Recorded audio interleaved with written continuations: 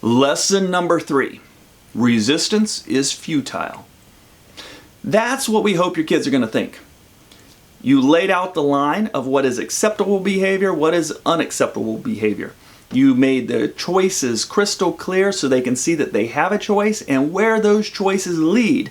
And we hope that we can just lay all that out there for them, explain it to them, and they're going to just fall right in line. And I really hope that for you. But I'm also going to tell you, that's not going to happen. The real title of this lesson is Resistance is Necessary, because you are creating a change. And every change has resistance. Your children are going to resist this change simply because it's new, right? The old way is easier. The old way is familiar. The old way of responding to things, no matter how unhealthy, no matter how much trouble that caused them and you, it's still comfortable. It's still the habit. They just don't think about it. They go right into it. To do this new thing, to handle things in a new way, requires more effort. And we tend to avoid things that cause effort or that take effort. Your kids are going to do the same thing. You're going to do the same thing, right? Because this is a change for you. It's a different way of thinking. It's a different way of responding. And you're going to be tempted to take the easy way. And that's the resistance that happens in you. So all around, we want to expect resistance and not dread it, but actually, and this is big, see the resistance as an opportunity to teach. The resisting moments from your children and even within you are opportunities to grow. And I'm not being silly there or pie in the sky. I mean, that's the reality of it. This is the whole thing we talked about, boundaries, the necessary conflict. Your children are going to resist the boundaries, but that is the moment they're going to learn. So what I'm going to do in this lesson is I'm going to outline how you use the tools that you've done so far and another step. So we're going to go over how you actually talk about the line and use that with your children. How you point out the choices and help them learn through those choices. And then the third thing is about problem solving. This is how you teach them in the moment of resistance to find a better way.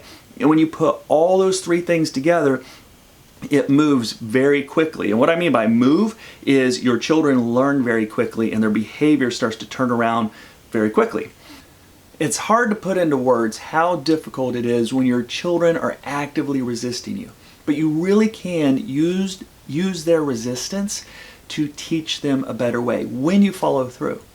Let me tell you about some parents that I worked with that really had to change how they viewed their children's resistance.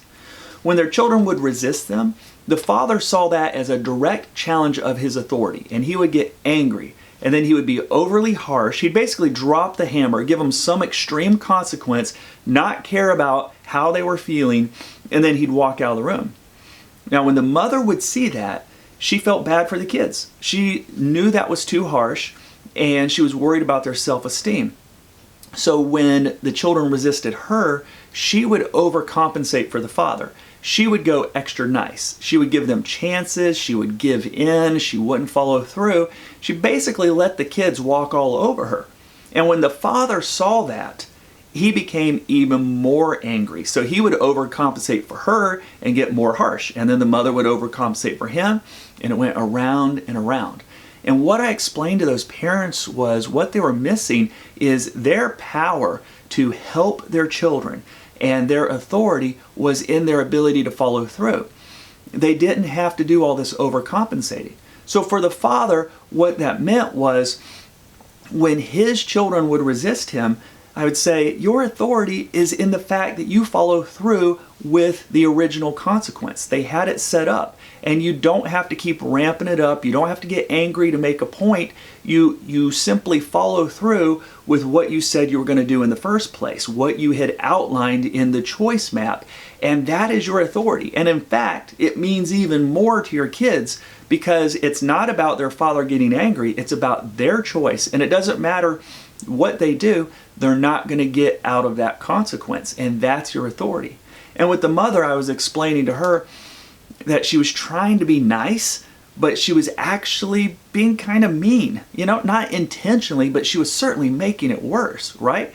because she would give in and she would give them chance after chance after chance, hoping that they would see her niceness and that they would reciprocate that they would, in turn make good choices. But they didn't. They took advantage of her, and then she would become resentful, and she would eventually become angry and then cross that line where she would start getting mean or give them the silent treatment or that kind of thing. And I explained to her, her answer was in following through.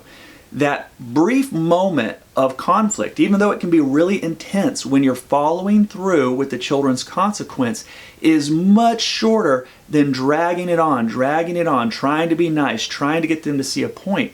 And she was able to see that when she just was firm and consistent, that she was able to get to that loving moment and that connection moment with her kids a lot more quickly, because they learn to accept when they make a bad choice, this is what happens and I can't get out of it. And so that's a very big point that I want you to understand. Let me give you an example of how they actually did that. Their son was giving them a lot of trouble around the computer because he had had a lot of freedom. When they were overcompensating for each other, there was a lot of wiggle room in there, and he was able to figure out basically how to have unlimited computer time. So when the parents came together and they did this choice map, they agreed that there needed to be limits and what those limits were on the computer time.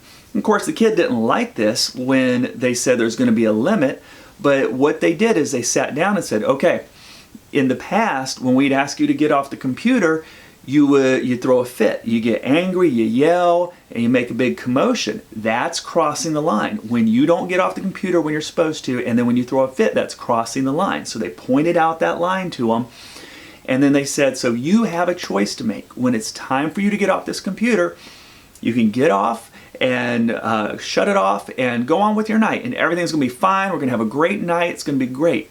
Or you can choose to throw a fit and argue with us, and then you're going to lose that computer for the next day. So you make your choice.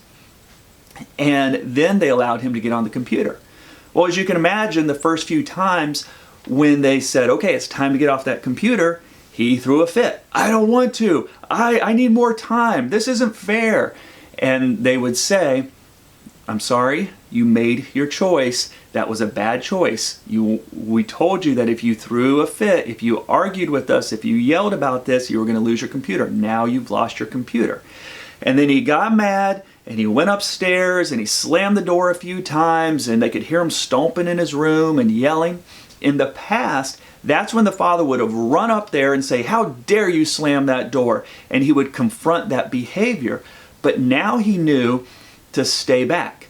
Now, what I mean by that is he followed through with the punishment. It didn't matter how much that kid slammed his door or yelled or stomped around. It was not going to change the consequence. It was not going to change the fact that he was going to lose his computer. And following through with that original consequence is enough, because your kids learn. They learn that, hey, it doesn't matter how I resist this, it's not going to change the reality. And that allowed the dad to stay much more calm. Now, I will tell you, if the kid had taken the mouse and thrown it against the wall and broke it, well, yeah, then there's something new. He's going to have to fix that mouse. He's going to have to replace it. He's going to have to make it right.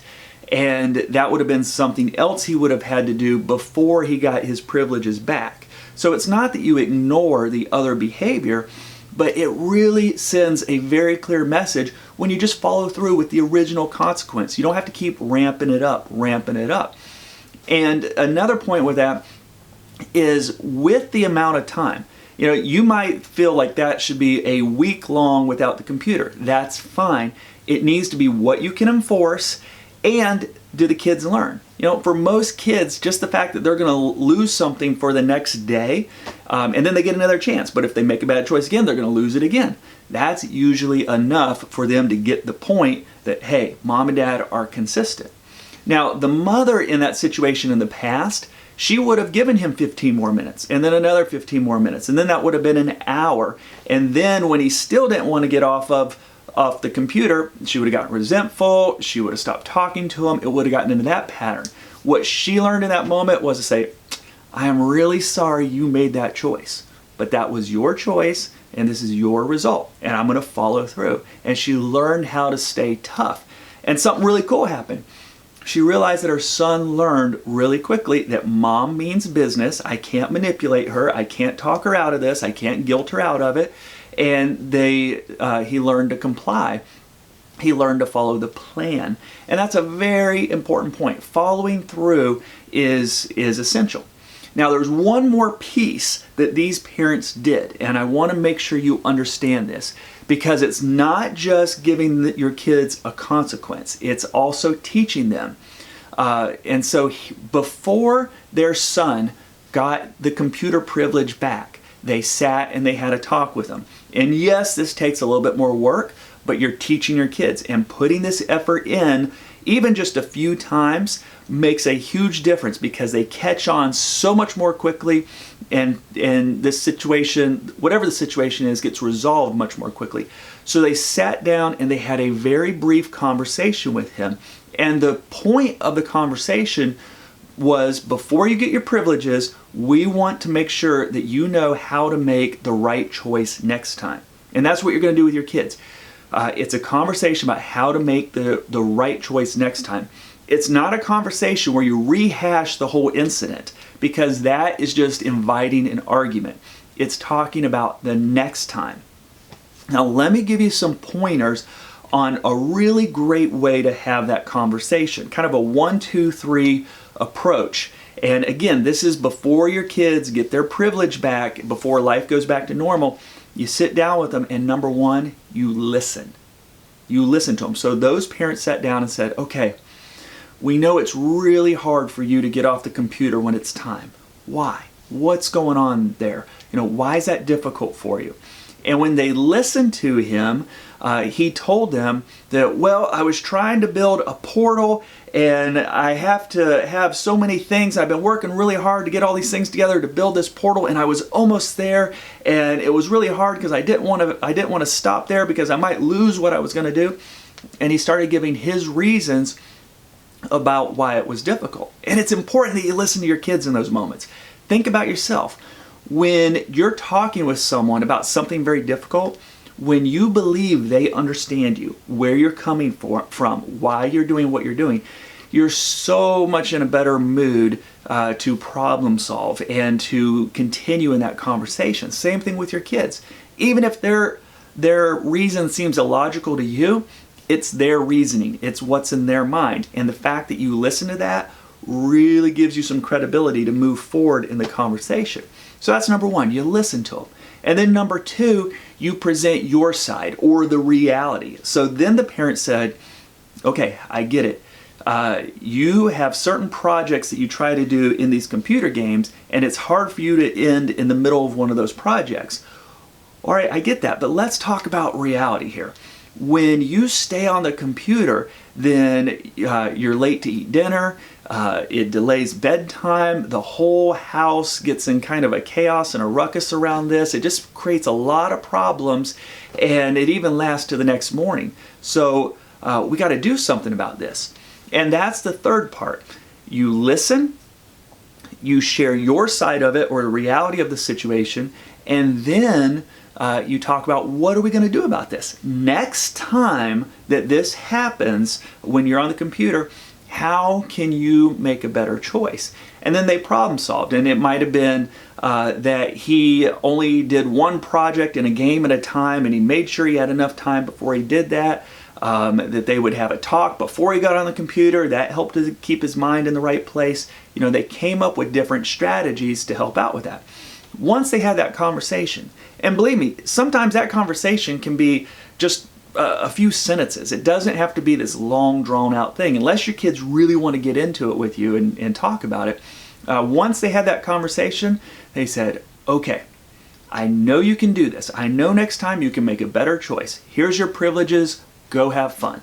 And then the process repeats. Then you point out the choice at hand the next time. You use the problem-solving strategies, and your children get the opportunity to try again. And when they resist you, now you know how to teach them. So let me go over this one more time, just kind of in bullet points here. You've made the line, so you point out where that line is to your kids. Here's where the line is of what's acceptable, what's not acceptable. Then you point out their choice. So for example, if you need them to do something and they're not doing it, it's, hey, you got a choice to make. You either do it and this is what happens, or you don't do it and this is what happens. And then you let them make their choice. And that is not giving them permission to make the bad choice. That is acknowledging that they have a choice, and you want them to realize they have a choice. Now, the right choice is to do what they're supposed to do, and that's what you want them to do. They need to do that, but you're just letting them know if they don't do it, if they choose not to do it, here's what's going to happen. And so, in that sense, you're letting them make their choice, and not choosing to do something is making a choice. They're choosing not to do it. So, then you follow through with the result. And a great way of saying that is, I'm sorry you made that choice. That was not a very good choice. I'm sorry you made that. Here's what's going to happen. And then you follow through with the consequence. Before they get their privilege back, you sit down with them and you go through how they can make a better choice the next time. You listen to them, you share your side, you problem solve, and then you believe in them. I know you can do it this time. I know you can make a good choice. And then you let them go back into that process. And that kind of cycle really helps them learn. Okay? So resistance is not fun, but it is necessary. And you can use that resistance to really teach them in that moment. All right. One more thing in step number 2 that I'm going to explain in lesson number 4, and it's about your first talk with your kids. Now that you've set all this up, how do you sit down and actually have that conversation? I got some great points for you. So I will see you in lesson number 4.